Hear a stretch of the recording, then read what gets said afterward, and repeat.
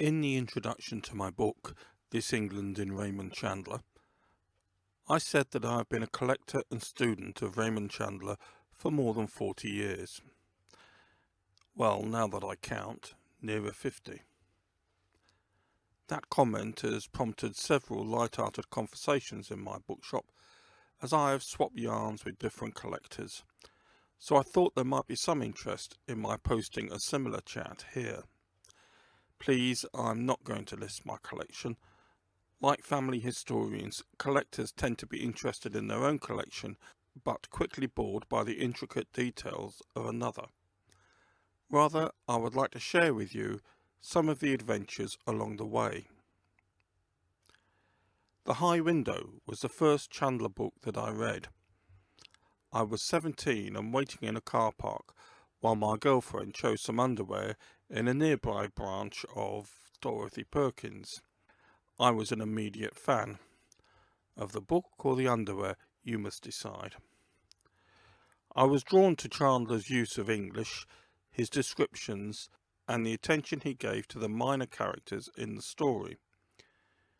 Generally, The High Window is considered to be one of his weaker books, although Philip Durham, in his biography Down These Mean Streets a Man Must Go, takes a different view. And I soon realised that I preferred the short stories to the novels.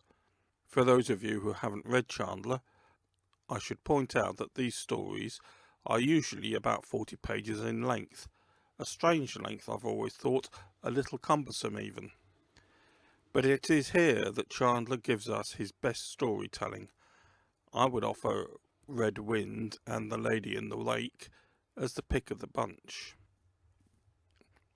Now, in those early days, I wasn't sure how much Chandler had written, so I set about gathering, rather than collecting, anything that I could find. Duplicated titles were not too much of a problem, because the various editions usually came with interesting artwork. However, this gathering continued until my wife pointed out that buying a further copy only because the cover price on the back was 3 6 instead of 3 shillings, signalled that the Hoover 'em up approach had developed into an obsession. A collection with some sort of form or purpose might be better. That is not to say that the boundaries of a collection aren't elastic, although I have found that other people are as responsible for recasting the rules as I have been. You see, my family and friends view my collecting as the solution to their present buying problems at Christmases and birthdays. Never quite confident enough to invest blindly in a book, the present buyers come at it sideways. And this is always delightfully pleasing, for I have been given treats that I may never have considered buying myself. So my collection of books by Raymond Chandler now includes board games of the characters, packs of cards, die-cast models, a map of Los Angeles printed in the 1930s, and well, so on. I was especially pleased with a figurine of Bogey as Marlowe. A Father's Day present, he stands 10 inches tall, guarding my run of English first editions. I do have a sneaking feeling that Bogey is portraying Rick in Casablanca rather than Marlowe in The Big Sleep, but I don't have to acknowledge that if I don't want to. Less reputable is the Girly magazine with a cover girl called Phyllis Marlowe. She's not on the shelf, but elsewhere, and of course in a plain brown paper wrapper. The die-cast models are something of a problem. I'm not a collector of toy cars, but when one of my bookshop customers found me a model of Marlowe's Oldsmobile, I wondered if I should collect a similar example of each of his cars. They are, very usefully, listed in Edward Thorpe's book Chandlertown. But I've always thought that they would need to be in the same scale and produced by the same manufacturer during the Chandler era, in real time if you like. Otherwise, they would not make a reasonable collection. So, one avenue is left unadopted. The cut and thrust is one engaging fun of collecting. One day I was wandering around our local auction house. This would be 20 years ago.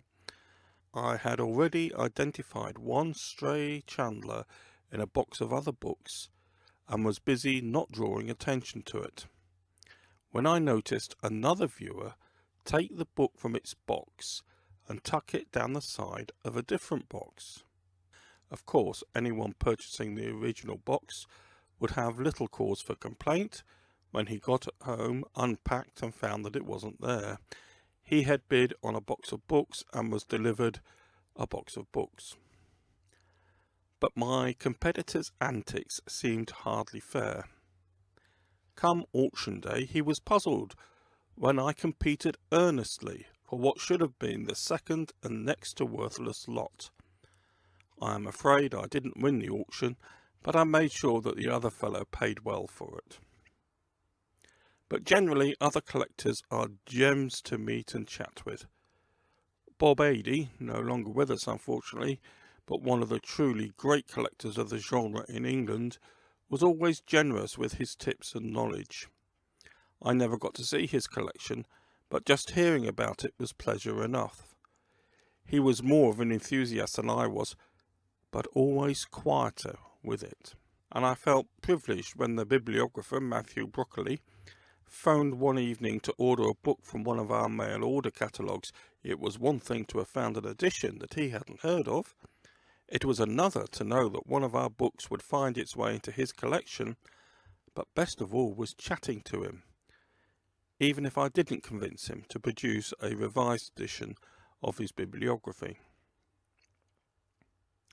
And talking of people, I must mention that while Chandler's grave is too far away to visit, being on this side of the Atlantic has brought one compensation.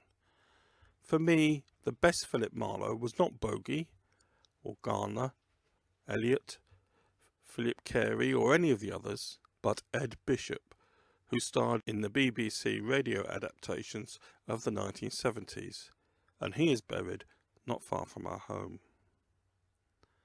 The best story, of course, is always the one that got away. And here, though it pains me, I need to tell you of a visit to Stratford-upon-Avon when I found the first edition of The Little Sister. It wasn't an attractive copy. She had lost her dust wrapper and her cloth spine had faded. But stuck to one corner of the front paste-down end paper was a small book plate telling the tale that she had once been the property of J.B. Priestley. Priestley, who had met Chandler, who was mentioned in Chandler's letters, and whose review of The Little Sister in New Statesman did much to progress Chandler's reputation in this country. She should have merited a place on any collector's shelf. But these were the early years of my marriage. Pocket money was especially limited, and in all conscience, contemporary conscience that is, £4 seemed a lot of money to spend on one book. Now collectors will tell you that the pleasure of book collecting is the serendipity of it. But one lucky find is always enough to convince us that any town is a good place for books, when we mean was a good place for books once and for one book. And it is worse when we know that the one that got away slipped into these waters. I lost Priestley's Little Sister in the late 1970s, but I can't help myself. Whenever I visit Stratford, I always look into every corner of the town, just in case. So there we are. Some of the fun of Chandler collecting in 1300 words. Good night, and God bless. The world of Malcolm Noble's crime fiction.